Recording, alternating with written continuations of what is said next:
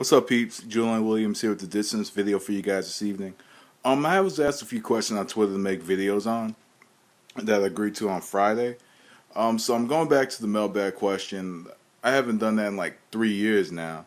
So I'm going to go back to that. So if you have any questions, just hit me up through the inbox or hit me up on Twitter, Julian W. the Great, or just hit me up on Facebook, one of the few options there. So the first question I have is, what do I think of the catchweight regarding Floyd Mayweather and Saul Alvarez? So of course, catchweights is a highly debated topic within, many, of course, to many of us, all of us armchair analysts within boxing. What do I think about the catchweight? However, this is the thing with me. I do not agree with catchweights. However, there's a lot of people within the public that is criticizing Floyd Mayweather for the catchweight, and then there's both of them pointing fingers at one another, saying, "Okay, this person." He's like, "No, Alvarez wanted the catchweight." Like, no, Floyd wanted the catchweight. Things of that nature. That he said, she said, bullshit. And really, if you really think about it, both sides did agree to the catchweight. So if both sides agree to it, it shouldn't really be that big of an issue. However, the weight classes are created for a reason. But if they both feel comfortable at 152, then hey, go ahead and, make the weight. Go ahead and fight at that weight. However, with Floyd Mayweather, he does have a lot of people that criticize him. I've been heavily critical of Floyd in the past as well. As far as the catchweight is concerned, I just think that even with it, there's going to be people in the public that are going to criticize him for the catchweight. And also I know that Pacquiao has been criticized for catchweights as well. But at the same time, 4 years later, when I think about it, if Cotto just felt right at the weight, then hey, it is what it is. So I'm not going to spend too much on the catchweight. Does it give Floyd more of an advantage? Of course. It does give Floyd more of an advantage. However, on the other hand, I'm not sure if there's going to be a limit to the rehydration clause. If Alvarez could come in at once at 167 or 170 or something like that, it should. The thing is, of course, in boxing, every weight matters. Every pound matters when you're cutting mad weight. All of these boxers are cutting mad weight, and also let's take a look at it this way as well. Is Alvarez did win the belt against Matthew Haddon at the catchweight in 2011, March 5, 2011. He did defeat Matthew Haddon at a 150-pound catchweight that Alvarez was not able to make.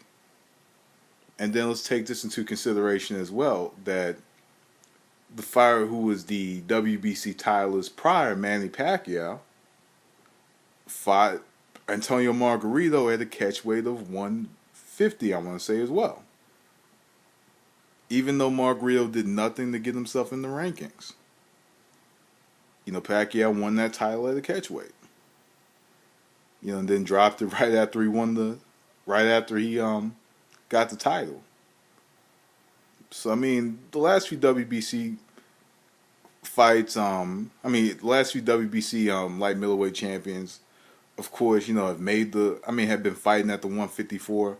Sergio Martinez, who won it after Vernon Forrest was injured, and unfortunately he had passed away. It's just that the WBC belt has been just ever since maybe 2006. There hasn't really been anybody just defending that title. Just all the time. Of course, so, if you go back, Oscar De La Hoya defeated Ricardo Mayorga for that belt in 2006. Oscar fights Floyd Mayweather in 2007. Floyd wins the WBC light welterweight championship, then he drops it. Vernon Forrest fights Carlos Baldomir. He wins the belt. Vernon Forrest fights Sergio Mora. He loses the belt. Vernon Forrest fights Sergio Mora in the rematch. He wins the belt. However, he's injured, and then he has to drop the belt. He becomes I want to say he was a champion emeritus before he had died, before he was killed.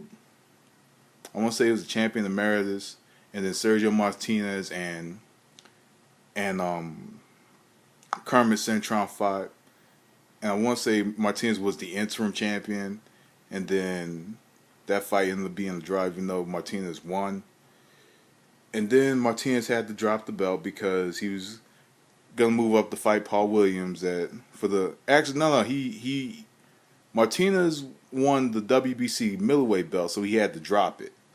And then the title's vacant. Margarito and Pacquiao turn around and they fight at the Catchweight here in Dallas. Margarito gets his ass whooped, and then Pacquiao drops the belt. Alvarez beats Haddon, and then Alvarez, I want to say, has had the most title defenses for the last few years compared to any of those other WBC title holders. So, I mean, but however, of course, it takes two sides to make a deal and negotiate for a fight. And this fight was done fairly quick. Do I have a problem with the catchweight? No. However, if Alvarez loses, of course, his camp can always point towards the catchweight and say, well, Saul was a little weak at 152. So, I mean, that's going to bring a lot of excuses. I mean, but if they both feel as if they can make the weight and fight comfortably, hey, that's on them. Let me know what you think, peeps. I'm out of here. That was Distance. Thanks for watching. Peace.